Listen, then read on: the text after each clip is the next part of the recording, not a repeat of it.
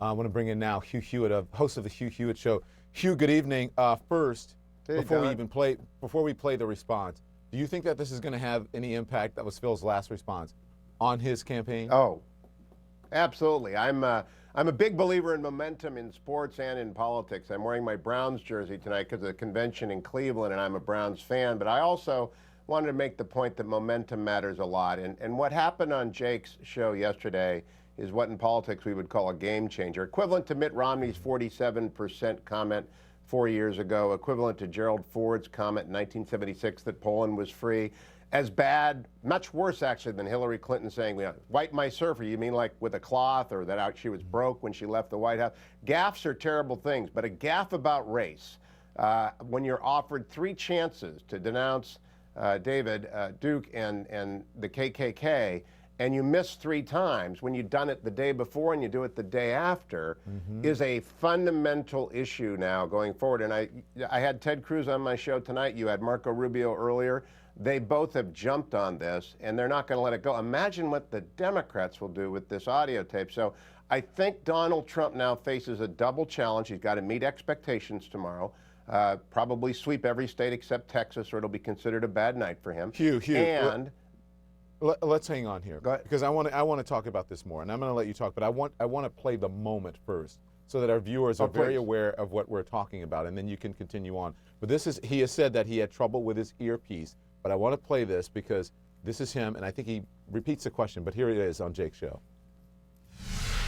Will you unequivocally condemn David Duke and say that you don't want his vote or that of other white supremacists in this election?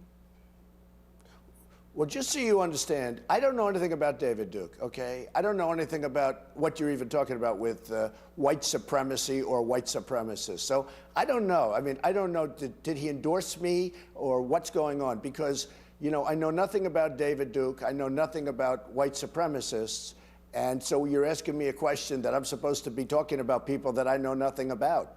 But I guess the question from the Anti-Defamation League is, even if you don't know about their endorsement, there are these groups and individuals endorsing you. Would you just say unequivocally you condemn them and you don't want their support?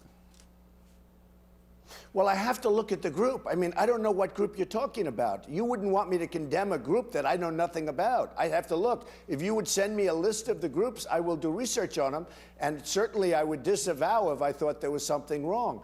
But you may have groups in there that are totally fine, and it would be very unfair. So give me a list of the groups, and I'll let you know. Okay. I mean, I'm just talking about David Duke and the Ku Klux Klan here, but... I don't know, honestly, I don't know David Duke. I don't believe I've ever met him. I'm pretty sure I didn't meet him, and I just don't know anything about him. Hugh, come on. No, I'm not defending that. I believe that what the appropriate response would have been is that the Ku Klux Klan is evil and that I want nothing to do with David Duke, and I denounce him, which is, by the way, what Trump had done the day before and what Donald Trump has to do every day from now until the end of eternity. However, I just heard that audio, and I see in my mind a 30-second ad playing in every swing state the final 10 days of the election in every African-American or any kind of district, which doesn't give any explanation or denunciation, but simply repeats the charge. And it's the 47% tape times 1,000. It is a game changer. And I think Donald Trump began to address it today, but I think you'll see its impact over 2 weeks between now and the real Super Tuesday, the winner-take-all Super Tuesday, on March 15th. And I think in our debate on March 10th, he's going to have to come to that debate prepared to say, I denounce David Duke, the Ku Klux Klan is evil, and we cannot afford anything like this in our party whatsoever. He's got to do that every day, or it will be an absolutely fatal one. It may be too late. I don't know. Voters decide that. Pundits don't decide that. But in politics, like in sports, we're going to end up in Cleveland with an open convention in all likelihood, if you do the math. We're going to end up in my town of Cleveland where everyone wanted to have a fun time, but no one expected an open convention. No one expected that would happen. But I think tomorrow night, if Ted Cruz wins Texas, we're on our way to an open convention in Cleveland. Two things for you. So, if you're doing it, and Donald Trump does lots of interviews, and as do you, Hugh, and if you can't hear something I'm saying, you will say, I'm sorry, Don, I didn't hear that. Can you repeat it?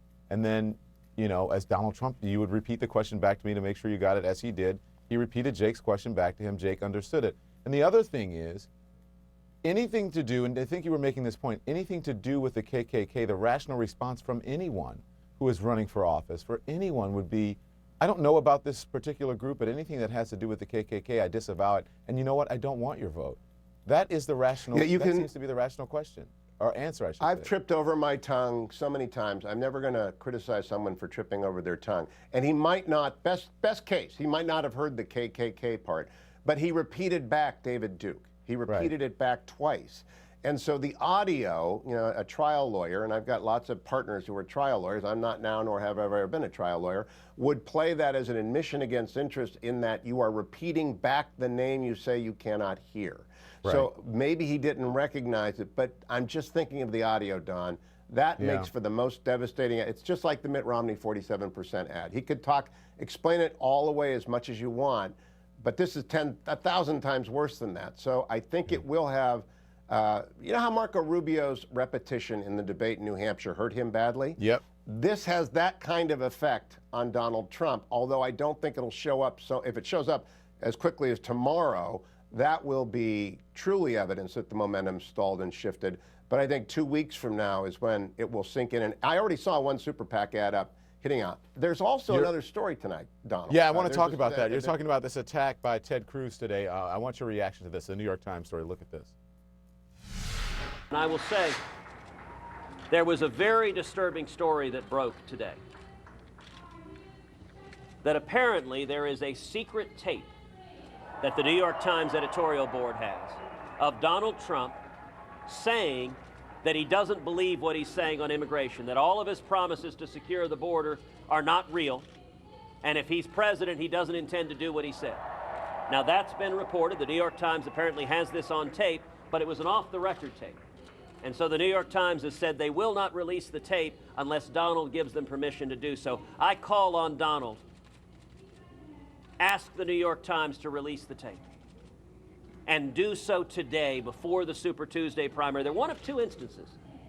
It is either false, and if Donald didn't say that to the New York Times, then he deserves to have this cleared up, and releasing the tape can clear it up. So I think that's what the next story you were talking about. If it's not, then this is the one you're talking about. Absolutely. Yeah. I interviewed Ted on my show today, and the senator made the same demand on Donald Trump. Mitt Romney echoed that on a tweet later in the evening, saying Donald Trump tell the Times to release a transcript. You add in Trump University, Trump Mortgage, which was the subject of a piece in the Washington Post this morning, the demand for the tax returns and the allegations that they may conceal not just a lower net wealth, but mob ties or a lack of generosity. It's been a horrible 5 days for Donald Trump, other than the Chris Christie endorsement. And if BuzzFeed is right, and the story originally was broke by Ben Smith and BuzzFeed, as to whether or not there is this secret tape, if that exists, it will eventually leak. It will leak right before the election. That's the, if you're a Republican, you want your nominee to win, and you run a show like I do, which is Switzerland, everyone is welcome in and they can say whatever they want. I'll ask everyone the same question. They're all going to talk about this between now and Cleveland. This set of problems that Donald Trump has is going to be the talking points for John Kasich, for Marco Rubio, for Ted Cruz and Ben Carson at both debates and at every single speech. So it's a big problem for him. I got to run, but I have to say, anytime someone says a KKK, you just say, look, I have no part of that, yeah, right? Yeah. And evil, I like, right? Yeah, I like the Browns. I like your brown sweatshirt. Nice work there, sir. Season ticket holder, Don. I'll take you to a game sometime. All right, Hugh. See you, sir. Be well.